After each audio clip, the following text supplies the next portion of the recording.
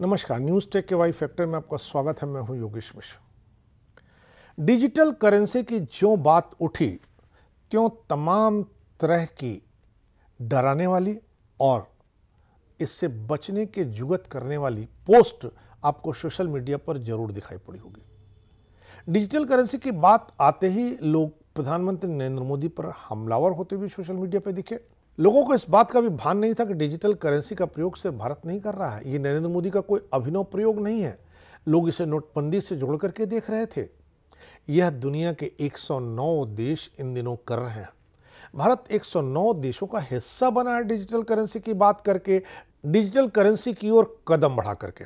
इस क्रम में भारतीय रिजर्व बैंक ने 1 नवंबर को होलसेल सेगमेंट में डिजिटल रुपए का सफलतापूर्वक पायलट लॉन्च किया। इस पायलट लॉन्च में डिजिटल रुपए का उपयोग सरकारी प्रतिभूतियों में सेकेंडरी बाजार लेन देन के निपटान के लिए किया जाएगा। पायलट लॉन्च में भाग लेने के लिए भारतीय state bank, union bank of India, HDFC bank, ICICI bank, Kotak Mahindra bank, yes bank, IDFC first bank और HSBC की पहचान की गई है। केंद्रीय बैंक के अनुसार रिटेल सेगमेंट के लिए डिजिटल रुपया जल्दी ही लॉन्च कर दिया जाएगा।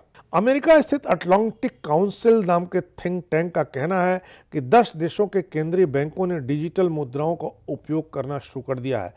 Bahamas, Nigeria, Antigua, Dominica, Grenada, Montserrat, Saint Kitts, Saint Lucia, Saint Vincent और ग्रेनेडाइस कैरिबियन देश हैं जो डिजिटल मुद्राओं का उपयोग कर रहे हैं।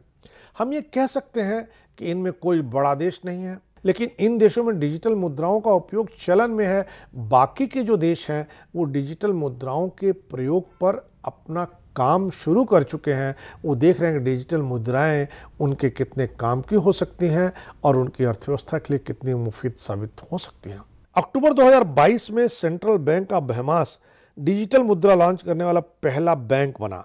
फ्रांस, सिंगापुर और स्विट्जरलैंड ने भी अपनी तरह के पहले क्रॉस क्षेत्रीय परीक्षण में अपने प्रायोगिक सेंट्रल बैंक डिजिटल मुद्राओं यानी CBDC का एक संयुक्त परीक्षण शुरू किया। यह परियोजना लगभग 6 महीने तक चलेगी। अटलांटिक काउंसिल के अनुसार G20 देशों में, जिसका भारत अभी सिरमौर बना है, 19 देश ऐसे हैं जो डिजिटल मुद्राओं की ओर अपने कदम बढ़ा चुके हैं। पिछले 6 महीने में भारत, जापान, दक्षिण कोरिया और रूस जैसे देशों ने डिजिटल मुद्रा के प्रयोग की दिशा में तेजी से कदम बढ़ाए हैं। दूसरी ओर अमेरिका, ब्रिटेन और मैक्सिको भी शोध कर रहे हैं। रिपोर्ट के अनुसार वैश्विक GDP में 105 देशों की 95% हिस्सेदारी है। मई 2020 में डिजिटल मुद्राओं की तरफ जाने वाले देशों की संख्या 35 से 100 हो गई। ऐसे में जानना जरूरी है कि आखिर डिजिटल करेंसी है क्या। डिजिटल करेंसी किसी भी देश के केंद्रीय बैंक द्वारा जारी की जाती है। भारत में यह RBI द्वारा जारी की गई है। यह बिल्कुल कागजी मुद्रा की तरह है, लेकिन इलेक्ट्रॉनिक रूप में है। यह एक संप्रभु मुद्रा है जो केंद्रीय बैंक की बैलेंस शीट पर देयता के रूप में साफ साफ दिखाई देगी। CBDC यानी उस देश के केंद्रीय बैंक को देयता के बराबर विनिमय योग्य होना चाहिए। RBI की अपनी परिभाषा के अनुसार CBDC डिजिटल रूप में केंद्रीय बैंक द्वारा जारी एक कानूनी मुद्रा है। यह सामान्य मुद्रा के समान है, समान मुद्रा के साथ विनिमय योग्य है, उसका केवल रूप भिन्न है। RBI ने यह भी साफ किया कि क्रिप्टो करेंसी के विपरीत CBDC कोई वस्तु नहीं है। उसने साफ किया कि क्रिप्टो करेंसी का कोई जारीकर्ता नहीं होता है और इस डिजिटल करेंसी का जारीकर्ता हर देश का केंद्रीय बैंक होता है, इसलिए क्रिप्टो करेंसी से बिल्कुल अलग है। हम यह कह सकते हैं कि ये जो डिजिटल करेंसी है यह सिक्कों और रुपयों का ही डिजिटल रूप है, जिसे reserve bank of India monitoring करेगा, जिसकी जिम्मेदारी रिजर्व बैंक ऑफ इंडिया की होगी।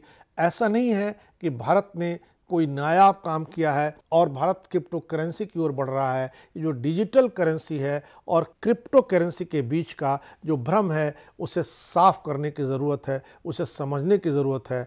अगर क्रिप्टो करेंसी जिसका कोई जारीकर्ता नहीं है और डिजिटल करेंसी एक होती तो दुनिया के 109 देश इसे अपनाने की दिशा में तेज़ी से प्रयोग क्यों कर रहे होते। इस बार इतना ही। अगली बार फिर मिलेंगे किसी नए सवाल पर नए ढंग से बात करने के लिए। तब तक के लिए नमस्कार।